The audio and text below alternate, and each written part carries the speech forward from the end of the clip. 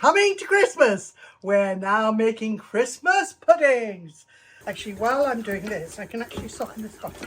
In this pudding, because I love ginger, I'm putting it in. Lots of syrup as well. The wonderful thing about doing something like this is actually you can do anything you like. I'm just going to cut this up. I'm going to leave the pieces quite big so I can taste them. I am being a bit selfish here because my family do love ginger. I love this ginger and syrup. It's a lovely thing for Christmas. There's something very warming about ginger, and it does always remind me of Christmas. There we go. It's all in. I'm putting big pieces in. There we go. That's what I want. Perfect.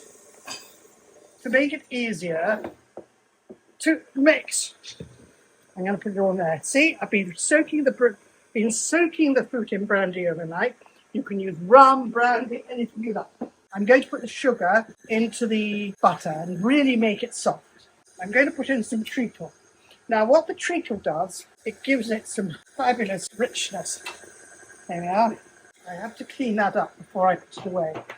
Now, I'm also going to put in the almonds, the allspice, and the baking powder.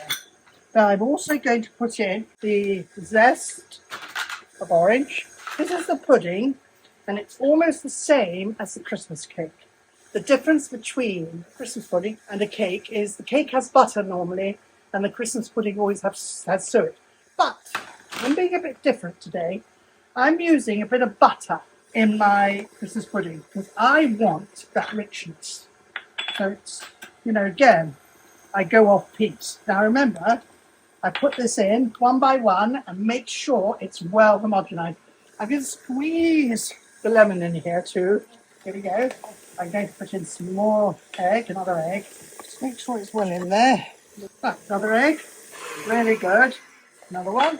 So I'm going to put 4 eggs in because I only really need 4 because I've got suet in there as well. So that should really help it. Okay, so make sure it's got down the sides again.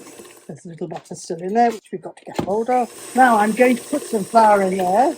It's absolutely spot on. I'm just going to get rid of this bit. Do you remember what I said? There's only one thing to do. Use your hands. Now, they are clean, they are washed. First thing I'm going to do is make sure the first lot, the treacle, and everything's in there already. We're going to now pop in the base, the batter.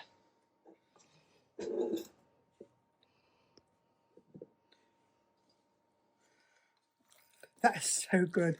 I cannot tell you, the smell coming from here is utterly wonderful.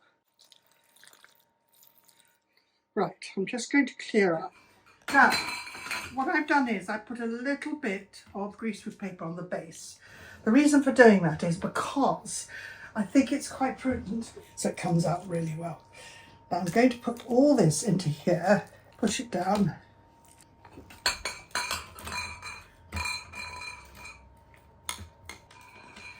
Okay, so clean this up, it's very important. Make sure this is flat. I'm going to make a little sort of thing in the middle like that, so that just helps it there like that. Okay, and then we're going to take 2 sheets of this, and again I'm going to make a little round like that.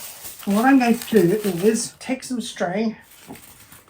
At this point you've got a little extra piece here, which is actually, believe it or not, quite important because I'll show you. And you bring it over. This is like a little handle. If you don't have that little handle, you've got a problem getting it out. Perfect. The handle is purely there to take it out of the water, because I'm going to cook it in water now for about 3 hours. Just so the water comes up to here. And I always start from cold. You never put boiling. Doesn't that work lovely? Here are the puddings. And I'm going to re-wrap them and make them look pretty. And put some hessian on the outside with a little red ribbon. And then there's a present for people. And they're pretty solid. They're quite, quite heavy, quite full on. So they're all cooked, completely cooked. So all they'll need to do, if you want, is put in the microwave, to be honest with you. That's all they need. Perfect.